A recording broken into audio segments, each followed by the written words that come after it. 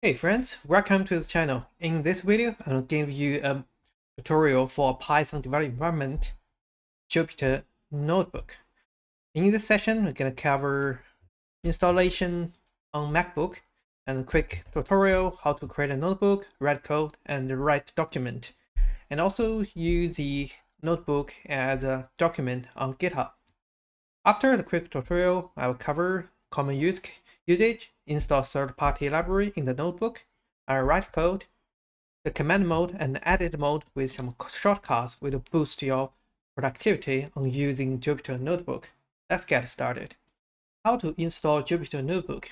It relies on your Python environment. Here's the Jupyter Book website.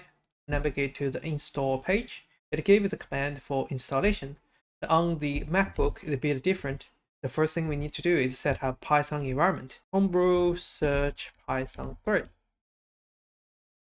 It's a bunch of the Python. Use the latest one or install Python 3. I already installed it. I will skip this step. After we install the Python, it has been installed. Check the version. This is the version is 3.12. On using the Python, the best practice is to create a visual environment. How to create a visual environment? Python. Use specific number and apply model. And this is the virtual environment in Python, and the folder is .env. After we create it, we need a active. You can see we need active the virtual environment source. After we active, we can see here in my command line environment, it shows a way under this environment. When we tap Python version, you can see it pointing to the right version. When I use the Python type, it also pointing to the right version, and all the installation will save to the virtual environment. When we get the virtual environment ready, the next step is install the Jupyter Notebook. Copy the command line back to here. After install it, the next thing is how to run it. On the website, it gives us the command line to run it, the run command line.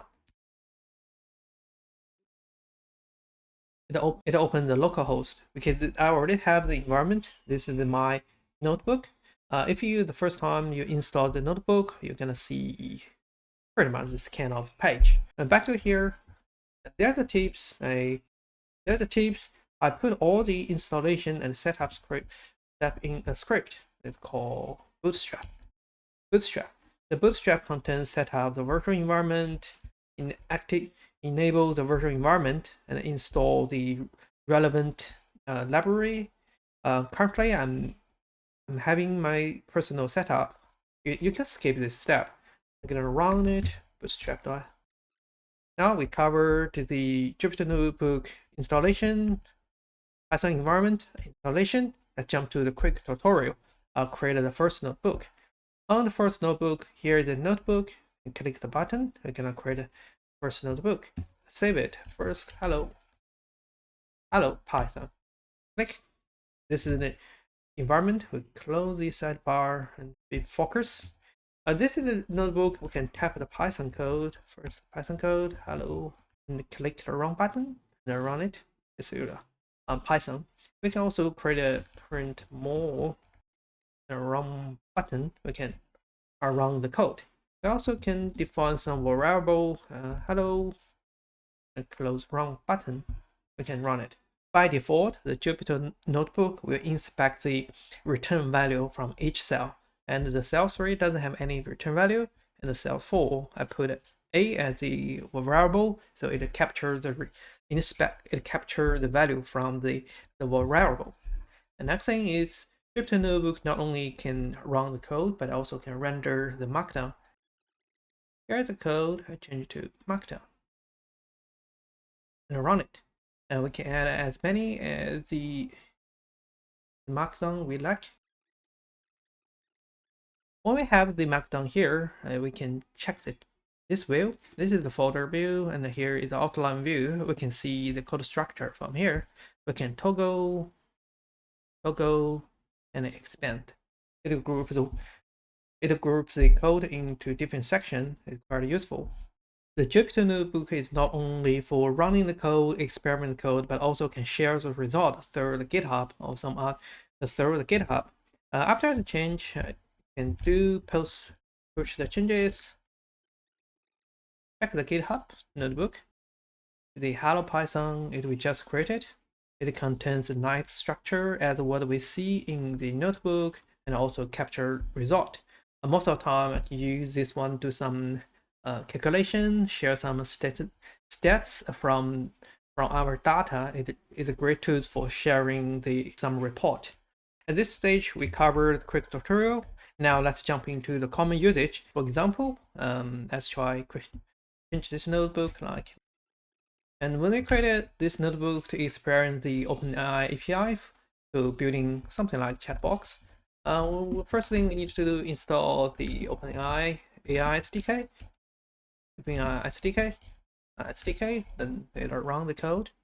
Here, maybe make the first call, and run it, and we clean up some of the cells. Uninstall the SDK. We don't need to jump back to the terminal environment. We can do it in the notebook. There, the magic is an escalation mark. It's called pipe install OpenAI. And their shortcut Command Enter. Around this, it has been installed. And it's printing a lot of output. It's quite noisy. There another magic. It's the %% and capture. It can capture the output. It's clean the output. After we install a third-party library, then we can call it. This piece of code will make the API call to the OpenAI and send a chat. At the end, we will print a response. I don't need to print a response. I just inspect the response from the completion API. And there, I'm gonna use another shortcut. Is on MacBook is Option Enter. It will run this code and also create a new cell at the bottom. You can see here, this is the output I get from OpenAI. And then I can run it another script. For example, I print it. At this stage, we capture the common usage, how to install third-party library, and how to write the code.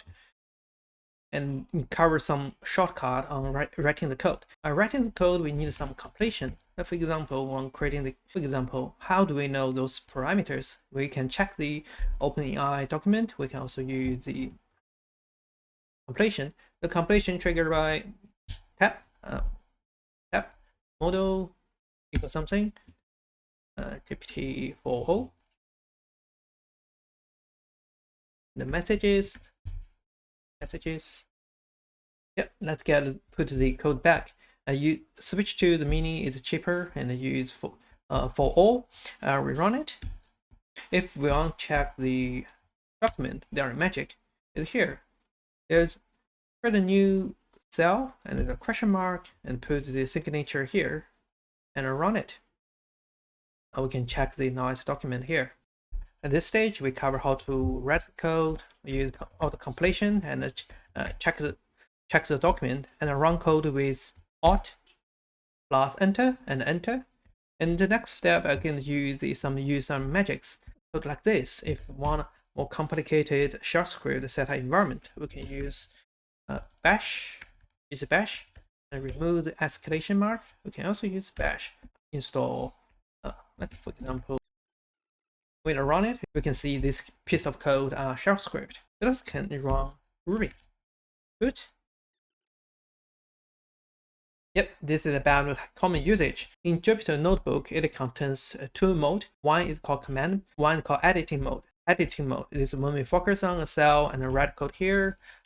Editing mode is called editing mode. When I press ESC, we can move, selection up and down. As it's called is command mode.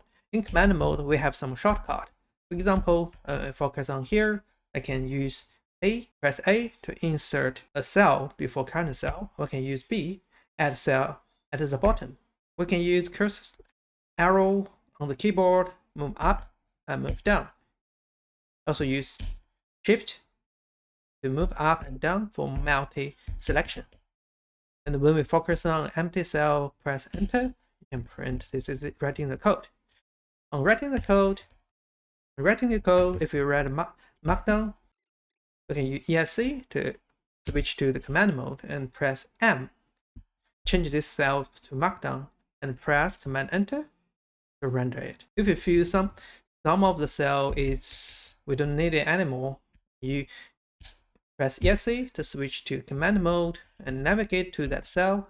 Press double D to delete it. If you want to get all those shortcuts to boost the productivity, there's one more command you have to remember is Command Shift C. When we press Command Shift C, we can search the function we're gonna need. Clear this cell output. We can clear cell output. Show keyboard shortcuts. We can see it Shift Command H. We press Shift Command H. We can see the shortcut we have. Cool. This is all about the Jupyter Notebook tutorial. Hopefully this tutorial can boost your productivity. Thanks for watching. See you next time.